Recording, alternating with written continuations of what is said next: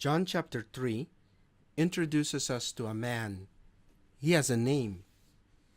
The man is named Nicodemus, and he was a member of the Jewish ruling council. And he came to Jesus at night.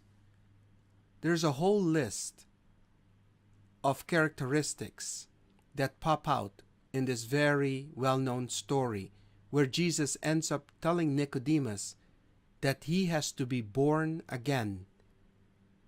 And Nicodemus is not getting it. And what Jesus was referring to was an image that Nicodemus should have gotten because he was a teacher. And so he would understand Ezekiel in the Old Testament, in Ezekiel chapter 36, the idea of the water and the Spirit. I will sprinkle clean water on you, and you shall be clean from all your uncleanness and from all your idols. I will cleanse you, and I will give you a new heart, and a new spirit I will put within you, and I will remove the heart of stone from your flesh and give you a heart of flesh.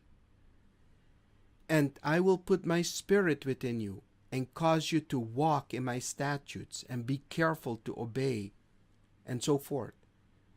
What you have here is that Jesus has a conversation with someone who has a history of being taught the Bible and yet doesn't get what the Bible was pointing at. We need to understand that the world, which is very big, our cities, very diverse, and the people that we're trying to reach, some of them may have background in the scriptures, and yet we learn that regardless of this background, some of them have no relationship with Jesus Christ. We learn from Nicodemus that a man can be well taught in the scriptures, but even so has no born again experience, and that it is difficult for them to get to understand it.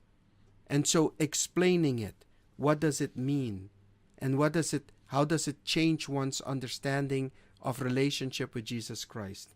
Nicodemus is a particularity of the large world that God loved. A male, a named male, a religious leader, a respected leader, and here in Jerusalem and from Israel, but he comes by night. And so what we notice is Nicodemus is coming by night, and it's under this cover of night that Jesus is light to him. Nicodemus, we don't know why he came by night. Later on, we see Nicodemus's character developing to the point where when it says that Pilate gave permission for the body of Jesus to be received, to be released, we read that Nicodemus received the body. Well, Nicodemus is one of those that has come and seen, and in the middle reference to Nicodemus, we find him standing up and not be ashamed to defend Jesus. So again, this come and see, and you will see, and this gradual flooding of the light, Nicodemus, as difficult as it was for him to get it, I think at the end of the gospel we see he got it. But this was a serious man, moral, and looked like he had everything together when it came to the scriptures, and yet had no relationship to Jesus Christ. Let's think about that when we think about the complexities of loving the world. That the world made up of people who have already had exposure to the scriptures, who've already been steeped in traditions of Christ and Christianity and Judeo values, Judeo-Christian values, that we should not think that because of that history they have a relationship.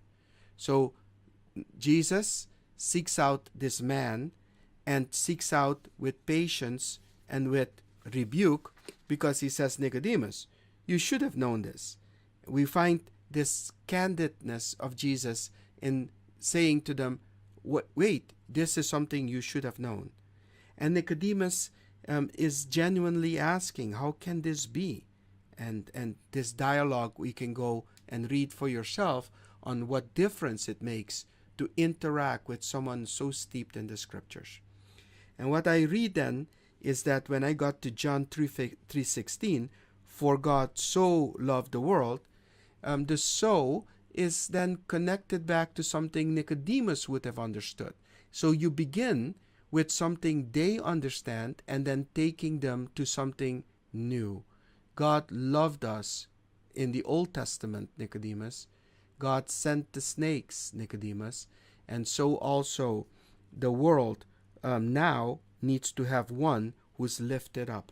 And in this story of Nicodemus, then, I see the need for persistence, even when the world that we're trying to reach looks like a reached world already.